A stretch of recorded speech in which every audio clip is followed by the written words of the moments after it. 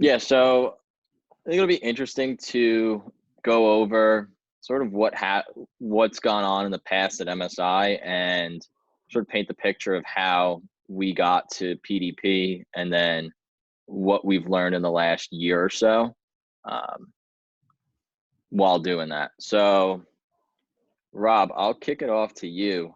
What was you've been at MSI for 6 years now, so take us through what baseball training has been like um, thus far. Yeah. I mean, through my 6 years watching baseball training, I've come to see the changes that went along with it. To give everyone a brief history, like baseball training pretty much used to consist of coming in once a week for 20 to 30 minutes, getting X amount of reps in with no structure or plan. And then just kind of doing that whenever, all year round. In the winter, there was no set plan. It was just like whenever you wanted to come in, come in. So there was very poor structure as far as systems and logistics go when it came to baseball training. I would say most of the clients that did that probably were on the younger side. So I don't think a couple high school kids. I didn't see any college kids do that. Maybe a couple, and no pro players are doing that. So it was a unique training model to train baseball players. So it was just like come in for half hour, do whatever you want. Coach might have something to do for you. They might not. Each week's different. There was no plan. There was no eval. There was no setup. Was it all lessons, or were there like set instructors that were around? There was instructors, and you would sign up with the instructor, and that's how it was. Not that it was bad or good, but that's just how it was.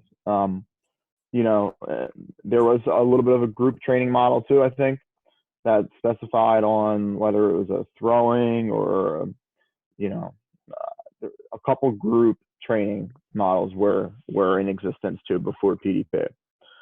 So yeah, I think that's just a brief history. It was just a lot of one-on-one individual training, with no structure or plan.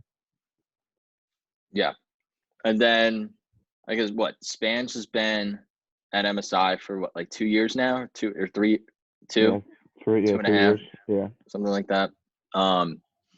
So it was like one of his initiatives, to set up SemiPrivate and set this model up. So what was that like? I guess the first, yeah. So early on. I've been doing semi-private training with customized programs and evals for a very long time. That's how when I started there. That's what it was. And Spanish loved that. And there were some other facilities that were doing that with the baseball training. So we a lot of positives to that model that Spanish liked, that I liked. So we kind of got together and we're like, hey, like, how can we make this work on the baseball side? What would it look like? And I gave my thoughts, and it's pretty much the same things that I do, just baseball training. A person comes in, they get an evaluation, they receive a training program, they come in as much as they want based on our recommendations and logistics and time. And that creates an awesome culture for success, winning, and results. And who doesn't want that? I think the part that's kind of left out during the timeline is we kind of tried to do something similar, like really early, like before PDP started. There was, I forget the exact name of it, but right after school we'd try and have guys come in and hit, and there'd be open to whoever wants to come in. I forget exactly the logistics of it, but that trying to get more semi-private guys or group training where it was a little bit more relaxed. I think the side that we were lacking, that Rob does, is the program side of it. It was more of like, all right, guys come in, a little bit older guys, they would come in and kind of just get working, get a lot of reps, and then they'd be done in like an hour and a half, maybe 2 hours, right? But that was just hitting, and we never really tapped into everything going combined until last year. Yeah, and like ever since I've been there, that's not taking credit for this, but like that's always been something that I've always wanted. That's always something that I've always envisioned. A player walks in the door, we don't know who they are, we don't know what they've been, where they're trying to get to. The only way to figure that out is through the evaluation process. So I've always envisioned some kind of like combo eval, where there's a strength portion and a baseball portion. But for some reason, it took a long time to make it work. And part of the issue was like the baseball training model was always one-on-one, and my model was always semi-private. So like those two things just like clashed, and like we couldn't make it work. So until we switched over to semi-private baseball training, it goes perfectly. I think that whole time period, it was difficult because I started the same time Ken did, and I saw for a year and a half of, both kind of butting heads, like where you would see, Rob upstairs, they're all doing one thing, and then you'd see the baseball side of it, and it was something completely different. And it was nice to finally get everything, working in the same direction and under the same roof too, where now you're having everyone go and walk the same paths and trying to get the same thing accomplished rather than, all right, baseball, you're, one-on-ones, and you might have a group training once a week, but that's off to the side. But then you have the regulars that come in with Rob, and they're doing evals, they're getting programs, or, you could see the difference in those athletes. Yeah, I think it definitely, I mean, it just knocks down the silos that separate strength and conditioning sports performance with throwing, with hitting, with PT, right? Like all these things, we're now pretty interconnected, which, is what it should be, Yeah, like I was always like separate. Right. It was always like you can work out if you want to. Yep. That's how it always was. I was always and this is strength and conditioning wasn't as important 6 years ago. Right. It was an afterthought for everyone. It was just getting started. I started in 13. I mean, so it's like it wasn't really like the home runs, the velo didn't start yet. That wasn't how the game was played, believe it or not. Yeah, I mean, even 2014, I'm thinking about my freshman, sophomore year of college. It was still like, should pitchers lift? And that was 2013, 2014, 2015. Oh yeah. I used to get questions. I don't get this question anymore, but like, well, I'm afraid to lift upper body because I'm going to get tight. Like how do I prevent that? I used to get that question all the time. Like, is lifting going to make me tight? So like that notion is obviously squashed. I answer the question just like, no, because we're doing adequate mobility exercises in conjunction with strength training exercises. Yeah, if you just do dumb strength exercises, yeah, you're going to lose mobility, which is where a good training program comes in. But yeah, I think that's when, like, maybe a couple years after that is when the surge of like, oh wow, like guys got to get strong and more explosive, and that's what's making players better. Like that happens in the gym. So, it was just like, yeah, I agree. It was just like an afterthought. No one really like, maybe some guys lifted, maybe some did. I think a funny example is you look at, the Cincinnati Reds in last year and the year before, like you got those dudes wearing cutoffs during games, and they literally take a barbell and to do curls like before at bats. Like, cause that, like, just example in my mind is saying like, why aren't we lifting, right? These guys are at the peak of, their career, and they're sitting there doing freaking curls, before at bats or before the games and whatnot. Like, small example. And they're monsters. They're jacked. Exactly. Like just showing you that they're huge. Lorenzen. Yeah, I just remember Dietrich sitting there, and he's like curling. He's like, I think all my home runs come from the curls. Right? It was like, come on, who thinks of that stuff? Yeah, I think like another thing that was overlooked was the value of the information that I could bring to the baseball player to the baseball coach. Yeah. You know, since it was just Rob, and I was like, what does Rob know? You know, that's what it was. You know, there was no like, oh, Rob can really help me kind of thing. It was like, just go lift, and like that was really it. You know, so I think like having that, the conversations that we all have, you know, George, Ken, Matt, and you know, it's something, and Nick, that we have all the time, and that's what makes our program, I think, very successful, is the communication that we have in conjunction with our training programs. And before PDP, there was no communication. You know, you had your strength guy, you had your hitting guy, you had your pitching coach, and maybe all three of those places were all at three different facilities. Now they're all Right. at the same one, which makes it better for the athlete and better outcomes. Yeah. Yeah. I think, I mean, just fast forwarding now to, you know, when I started, because Maddie, you've been here for like, what, 2 years now, probably? Yeah, I And was Nick, a couple months after Ken and a couple months after Nick. And when I came on, I mean, doing pitching lessons, it was like pulling teeth to get people to even go talk upstairs with Rob, because they just didn't see the importance of it. They just thought the half hour they spent with me or Nick on the baseball side was enough. So it's a huge change from like fast forward to a year ago when you came on, and we just started to get like people to consider even doing 2 hours of training at a time. right. Or just Right. consistent baseball activity, where it was like daily. They, you know, opened it up to actually doing something daily or 3 times Yeah. a week. Like that was something so different, where like I remember working, and you would see 1 or 2 guys every week, right? Like different guys, right? You'd see that those 1 or 2 guys come in once a week, twice a week, if that.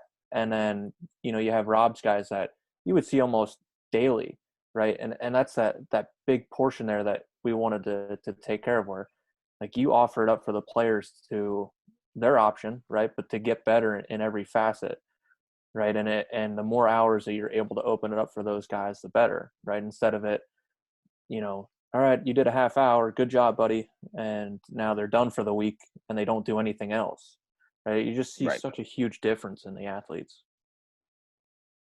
Yeah. No You doubt, get to, no doubt. I mean, this model, you get to allocate the time it requires to get better at something. Yeah, and I think it's even like more on the players too, or more on the athletes to like show that they want to do that, right? Because you know, you talk about PDP, like we have guys that don't come in, right? Like they'll sign on and they might come once a week, they might not come at all, right? So, but then you look at even just the guys that are in this chat, like they want to come every single day, right? And that's where you see the big jump, the big difference in their baseball skills, their athleticism, their sports performance, just everything in general. Yeah. I think like just even when George came on, and you guys George and Matt kind of solidified the pitching end of it. Like I think you guys brought a lot of the structure, the online, like the track, like all those like great ideas, you know, to the PDP model, which has been great. That like, you know, before there wasn't really much there. Yeah. And I mean, I sort of had from an organization and structure standpoint, right? When I was out in California working, it was semi-private environment, but it lacked structure, it lacked proper programming, it lacked integration of an evaluation with the programming, with the cueing, and with the coaching. So I was able to really see firsthand what this environment looks like without structure, and that I feel really helped me early on say, okay, this can either go really, really well, or it can be done poorly. And what are the things that we need to do to make sure that the process is streamlined and that goals are clear early on. That was something that, from having really the opposite occur, was so valuable of an experience for me. Yeah, no, it's great. I think another thing that I really liked from this model is like we all get to learn from one another. I feel like my knowledge has improved just from like listening on evals with you guys or just chatting stuff with you. I'm sure vice versa for you guys as well. Yeah. Where you're able to learn a lot from me, so that we're all on the same page. We're all saying the same things. We're all coaching the same things. We're all seeing the same things when an athlete moves. We're all coaching movement. So that's what we do. So able to kind of all collaborate and all learn from one another has also been, I think, something that's very underlooked. Where again, as before, it was just like, go hit and then like go work out, and like that was kind of it, if that. So I think like again, this model has just been tremendous, and guys get better, and that's what matters. Yeah, I mean, I think when I started, I don't think I knew the difference between shoulder abduction and shoulder horizontal abduction, right? Or any of the, I didn't know how Right. mobility restrictions or restrictions would present in the delivery. And then, we get talking, and okay, this athlete presents with these qualities, and okay, this is how he throws. Oh, that makes sense because this means this is your ability to move through this range of motion, right? And you're very limited here, and this is how you throw. And now we're able to connect all of these things. I think that's been super valuable. Yeah.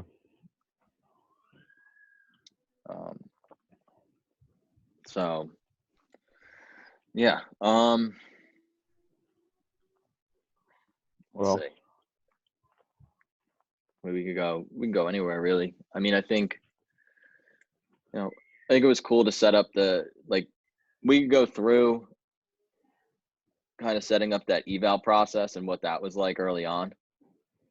Matt, I feel like you and I talked a lot. We talked probably daily for 3 weeks, 4 weeks on what we're going to do, how we're going to set it up, how we're going to build out programming, all that stuff.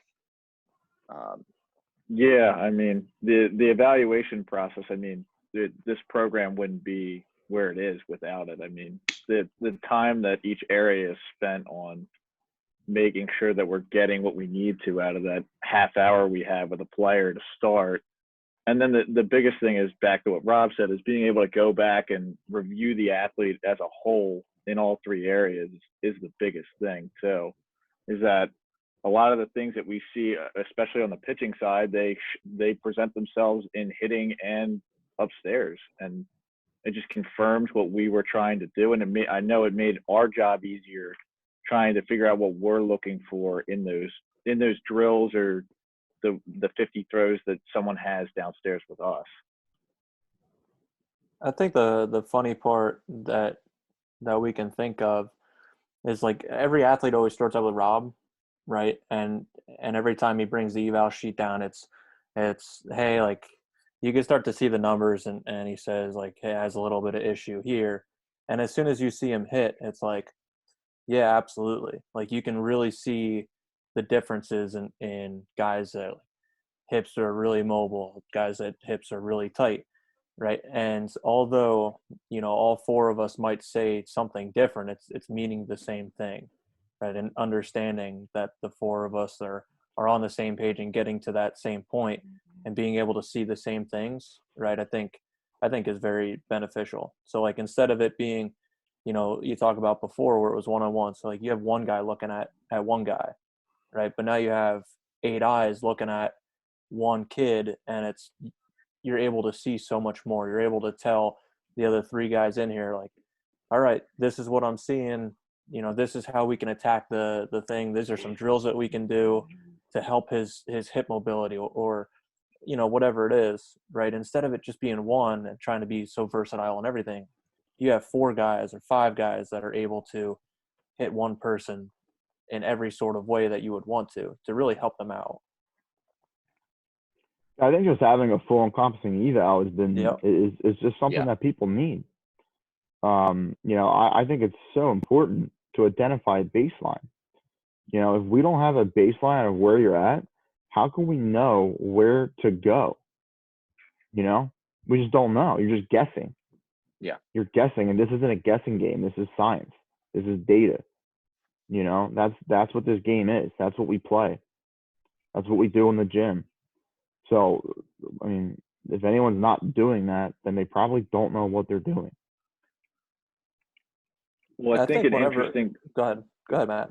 Yeah, an interesting thing, Rob. You just sent the one podcast that Cressy did, I think, a couple of weeks ago, and I felt it related to me when I did lessons. That his guest was talking about how he was just trying to fix the immediate problem in front of him, and that's what training was for so long. And now it's, instead of that, we have an actual plan written out for each athlete that comes in the door. So it's not like, okay, we're just trying to fix your elbow or your front side today.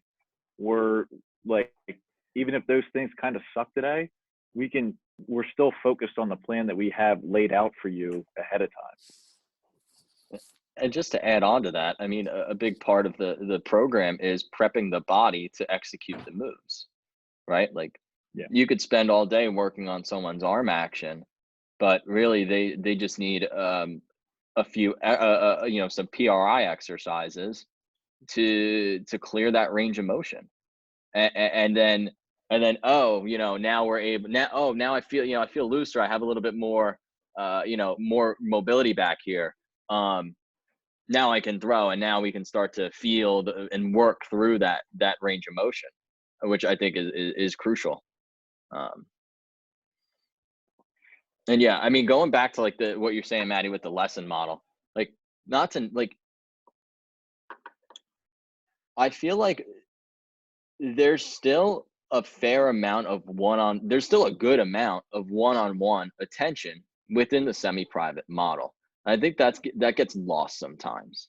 The biggest difference that I see is that we don't always have to look for a flaw, for something to work on. But when you're in the 30-minute one-on-one lesson model, you almost have to have something to work on that day. You're forced to identify a flaw. You can't just have, hey, you look good today, man. Like, get your throwing in, get your work in. It's a, if we see you for a week, right? And there's not always, you don't always need to, we're not always like trying to just reinvent the wheel Monday, Tuesday, Wednesday, Thursday, Friday, because that doesn't make sense. We're able to identify, hey, let's work on something over the week. Some days it might be good, some days it might be bad, but we can still always work in the same direction, and it's not forced on either the coach or the athlete.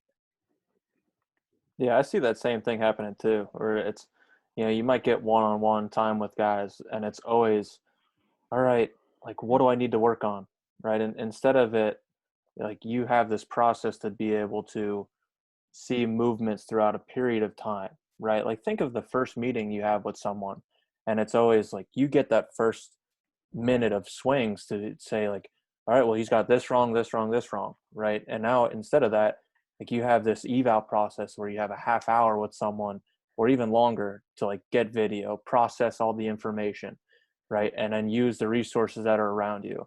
And then what happens, you have a month, several months with someone. Now it's, instead of, all right, well, like, we need to fix this and hurry up, so that way, the parents are happy that something's getting fixed. Like, you have this large amount of time to be able to attack one of those and actually spend time with it, right? Because what happens if something doesn't click right away in one of those lessons, right? Like, you go back to your same ways, like, you end up doing the same thing over and over and over again, right? Now, if you're able to reinforce that daily, with someone, and you see them every day and you're able to tell them that stuff, like, that's when things start to get second nature. And then you're getting to the, all right, they're not going to repeat that same pattern over and over again. Yeah, I think it also squashes the expectations that mechanical changes can occur in half an hour. Yep. Or less. Yeah. I mean, the good ones can do it in 10 minutes. Or what I heard one guy said he could fix a swing in 5 seconds. You just need one tip. That's all you need. This tip will fix everything. I love those guys. Another thing too I like that we haven't really touched on is just like the culture that we have in the facility now is way better. Yeah. Way better. I remember back then. Can you guys expand on that? Yeah, I remember back then it was like you would have guys in a baseball facility, and of course instructors and everything, like they get along, right? You talk to one of them, like you might have drinks with them later or whatever it is, right? But there was no, conversations about like, how do I get this, or like, how do I work on this, right? Or how can I attack this issue in a kid that I've been seeing for the last several weeks and I can't get there, right? But now, like, you listen to the four of us and we're able to joke around, we're able to talk about just whatever it is. And I think every time that, you try and mention this to someone, it always starts at, the top of the four of us and Ken. But then we're then able to communicate. We're then able to talk about, whatever situations are there, and I can attack that in an athlete. And I don't think that was ever around before. Oh. Yeah, I mean, I remember going into the facility, and I mean, even if there's other like coaches there, I mean, you would talk maybe about a couple guys, but there's no real collaborative effort, and like like Nick said, being able to have 4 or 5 sets of eyes on someone and being able to get that level of communication about each athlete. And I mean, you just see all the athletes being able to communicate better with each other and work together, compared to you show up, you work by yourself, and then you go home.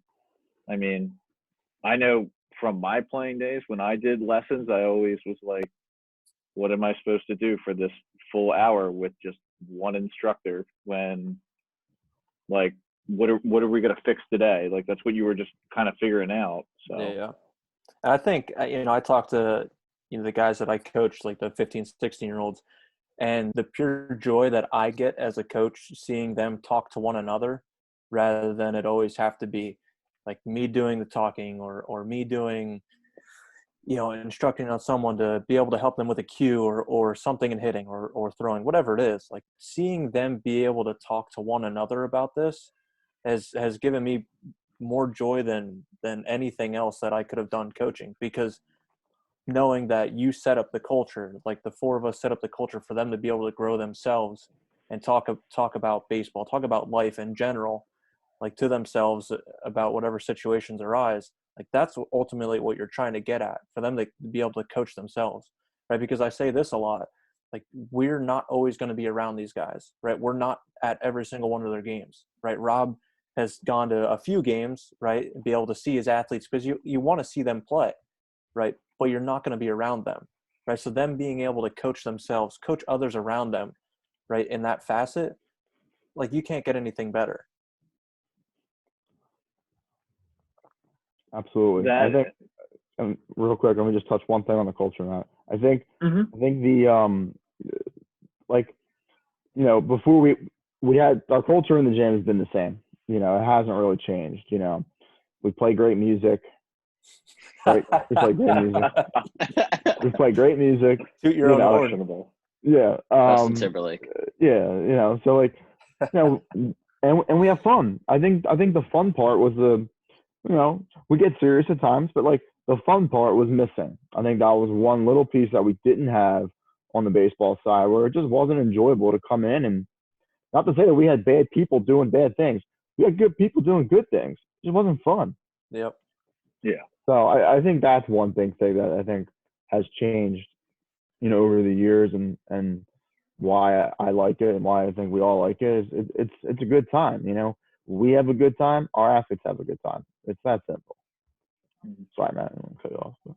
No. And the only thing I wanted to add was that, I mean, the crazy thing is I mean, you have such a different age range too.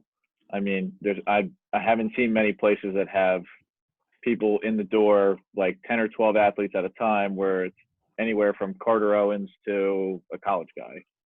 Like, you have such a range of athletes that get to see how other people do it. It's not like we're obviously a cookie cutter place where there's so many different types of athletes that we get to work with, and they get to see more than anything. I think that's the biggest thing. Because, I mean, normally you're either with your teammates or you're by yourself in baseball training, and to be able to get someone different from your age bracket is a huge plus. I think I love watching the young guys talk trash to the old guys. Yeah. I think that's easily, very, very funny, parts of the whole thing where, first couple times they might be a little shy, and then after the ice breaks, man, they're full bore, right? There's nonstop on some of these guys, or they just go at it, and it's freaking awesome. Yeah, I mean, as hectic as Saturdays in December and January were, when we had the youth, high school, college, and pro guys in on a given day, right? It was really cool to watch how everyone interacted with each other. And yeah, I don't think you get that elsewhere. I think that was something that was I really enjoyed watching and observing and being a part of.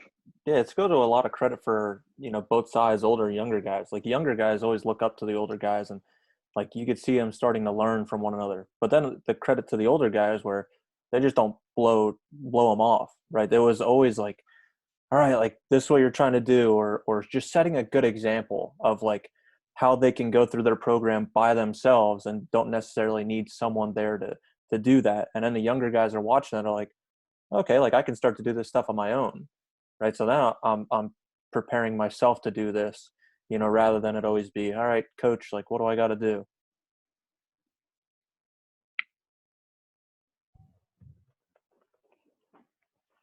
Yeah. What else we got?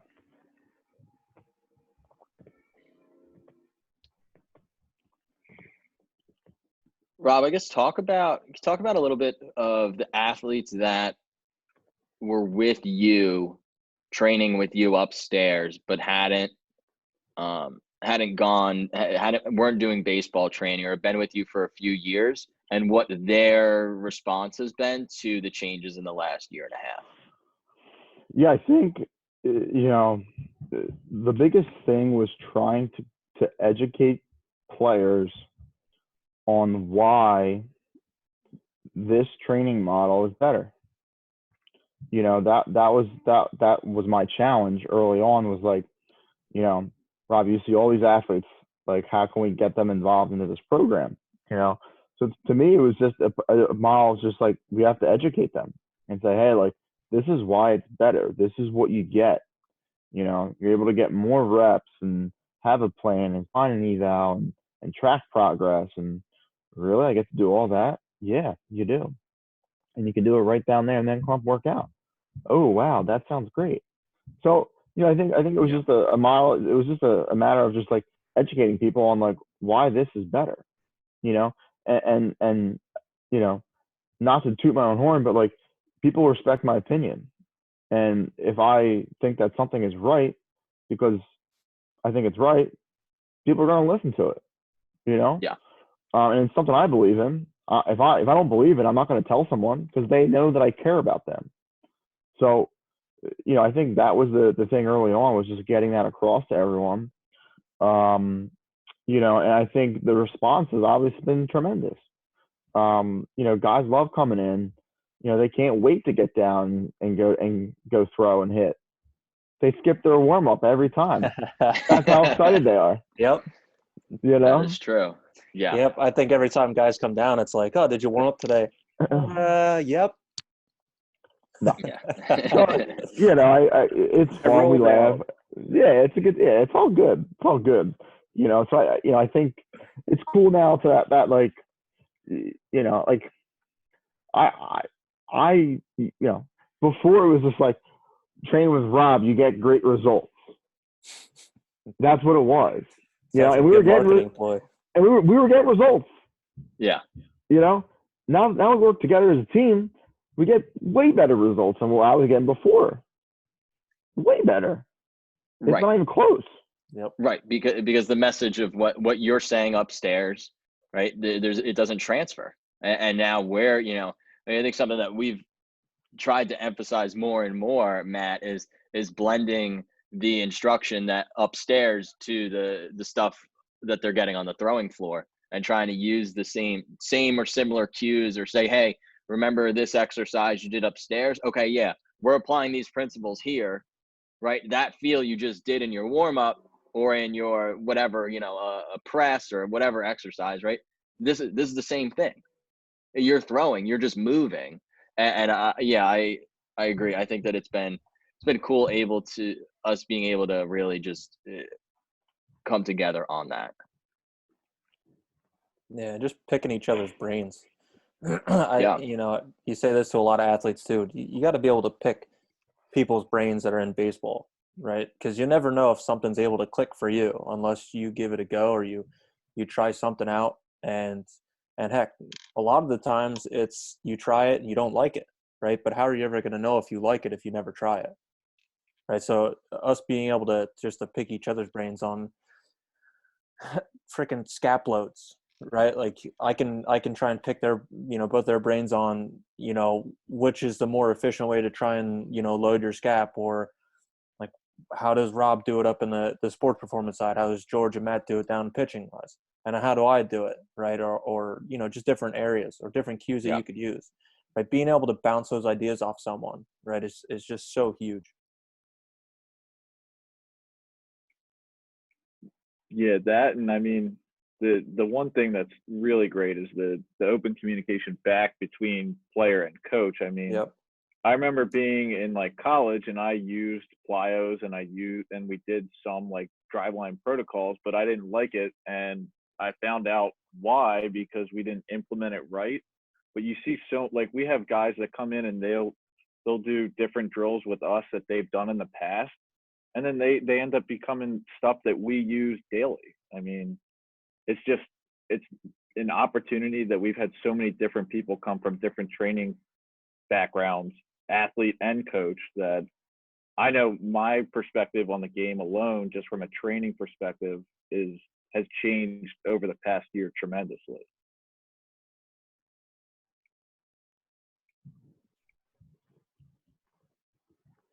I mean, one more quick topic, then we can wrap it up.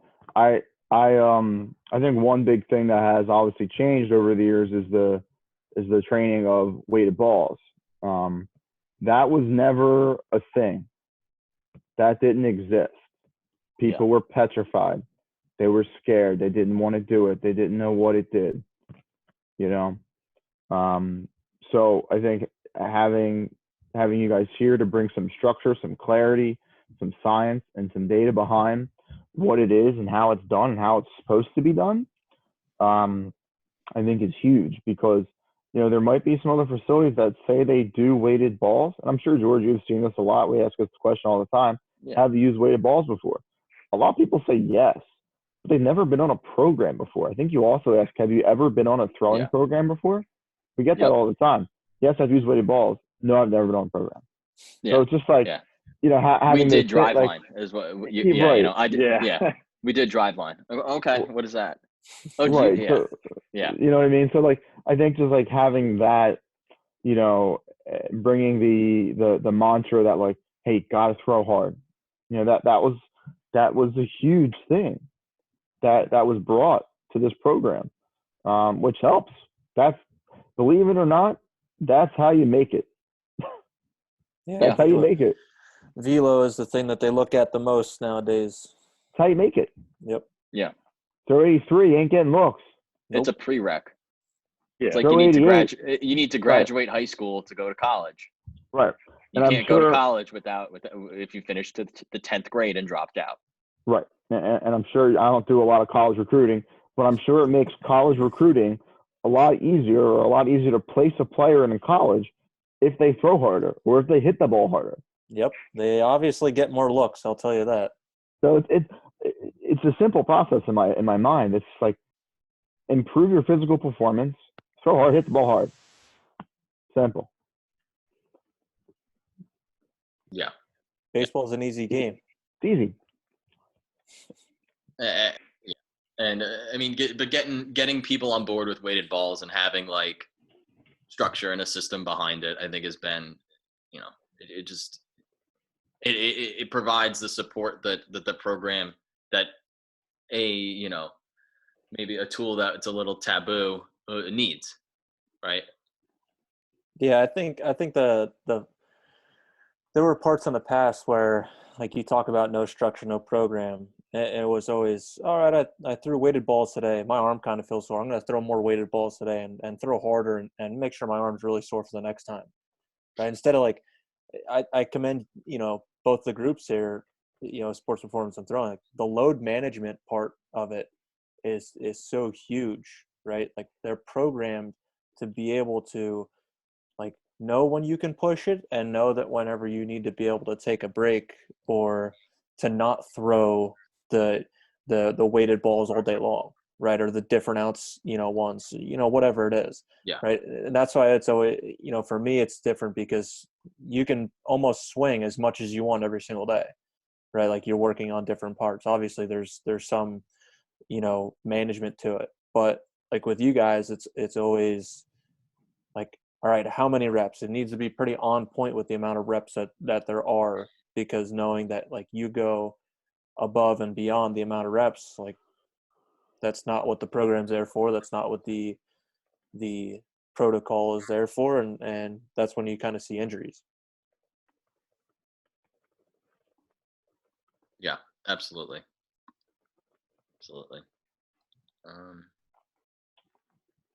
All right. So I think that's it. I think let's wrap it up. I enjoyed this conversation. I think it's good to reflect on where things were and where things have been and where things are gonna go. Once we get back, open up, post, get into the yellow phase, I'm excited to keep rolling out new and innovative programming. Keep the culture going. I agree. That'd be fun. Where do you guys see my Instagram post tonight? Oh, let's go. I live for those, Rob. I live for those. Get fired up. It's just a throwback. It's a throwback one. And I'll give you guys a little quick history, real quick. I remember taking this video. This was in 2013. I remember taking this video and being like, "Oh my God, I'm kicking butt. The gym's packed." Swear. I'm the new hottest commodity since sliced bread. It was like, oh my God, look at all the people in the gym, And I was so proud and so excited at the time. And to look back at this video and be like, there's no one in the gym. The gym was empty. It's really funny to me and really comical. I think it really shows, George, what you just said. I think about that all the time. Like, I think it's awesome to reflect. I think it's awesome to look back at old training programs and see how much they suck. Yeah. Because that shows that we're getting better as coaches, that we're providing a better product, that our athletes are getting better because we're getting better. So, I don't know. That's it. Signing off. That's all I got. Mic drop. All right. Thanks, guys. Good talking to you. Good stuff. Yep. Thank you. Carter, Bye, peace out. Carter. Thank you. Yep. Cooper, see you, buddy. Bye, Coop. Yep. See you guys. Good seeing your face, Coop. Bye.